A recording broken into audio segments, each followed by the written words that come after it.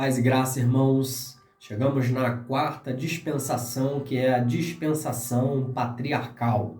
E essa dispensação patriarcal começa ali em Gênesis, capítulo 12. Então agora, Deus ele não vai mais tratar com a humanidade de forma generalizada. Ele vai se voltar para um único homem por nome de Abrão, que posteriormente teve seu nome mudado para Abraão. Abraão, Isaac e Jacó são os três patriarcas dos quais descendem os judeus, Israel, e de qual veio o Messias. Deus disse a Abraão que ele saísse da sua terra porque a partir dele formaria uma grande nação e abençoaria aqueles que o abençoassem e amaldiçoaria aqueles que o amaldiçoassem. Cabe aqui dizer que nós, como cristãos ocidentais, gentios, nós somos um país, nós estamos em um país distante de Israel. Mas nós devemos orar por Israel, nós devemos abençoar a nação de Israel, porque Deus disse, eu vou abençoar aqueles que te abençoarem. E quando Deus se revela para Abraão, Abraão precisava responder com fé, e Abraão creu em Deus. Abraão creu e isso lhe foi imputado como justiça.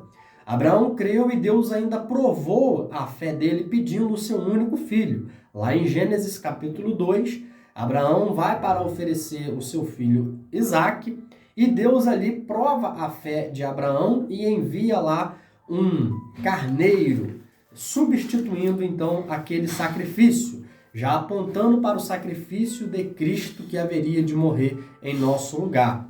Então, cumpriu-se a escritura que diz, Abraão creu em Deus e isso lhe foi creditado como justiça e ele foi chamado amigo de Deus. Está lá em Tiago, capítulo 2, versículo 23. A sua descendência seria como o pó da terra ou a areia da praia do mar, ou seja, a descendência de Abraão seria gigantesca, fazendo uma referência ao povo terreno de Abraão, o povo de Israel. Só que se a gente olhar para o povo de Israel em si, é um povo pequeno. Só que a partir desse povo pequeno viria o Messias. E todos aqueles que creem no Messias se tornam filhos espirituais de Abraão. Então eu e você também somos filhos na fé de Abraão. Então a descendência de cristãos espalhados pelo mundo não se pode contar, é muito grande. A sua descendência seria como as estrelas do céu. É uma referência ao povo espiritual, ou seja, a nós, a igreja. Os judeus são filhos de Abraão segundo a carne. E Jesus Cristo é descendente de Abraão. Então essa aliança com os patriarcas, Deus passou a tratar com a nação de Israel como uma nação eleita, como uma nação escolhida para Deus se revelar através dela. E com os patriarcas, Deus estabeleceu um pacto e estabeleceu a circuncisão. Deus ordenou a circuncisão como um sinal de aliança com Abraão e os seus descendentes. E isso foi feito antes da lei de Moisés. Ou seja, a circuncisão era um sinal ali na carne do prepúcio para marcar todo homem que pertencia a Deus e que fazia parte desses pactos. Mas, a partir dessa aliança também, dessa dispensação patriarcal, não houve só momentos de obediência, houve também momentos de tensões, houve momentos também de deslize na fé, porque os homens são falhos, né? E se não fosse a misericórdia de Deus, se não fosse a graça de Deus, nós não estaríamos aqui. Abraão negou a sua esposa, mais tarde Isaac ajuda de forma semelhante. Abraão não teve fé num primeiro momento que Deus faria dele uma grande nação, e até a sua esposa também duvidou, porque Sara era estéril, não conseguia dar à luz a filhos, e aí ela entrega a sua escrava, sua serva Agar, a egípcia, e para que Abraão tenha relações com ela, e dessa relação nasce Ismael.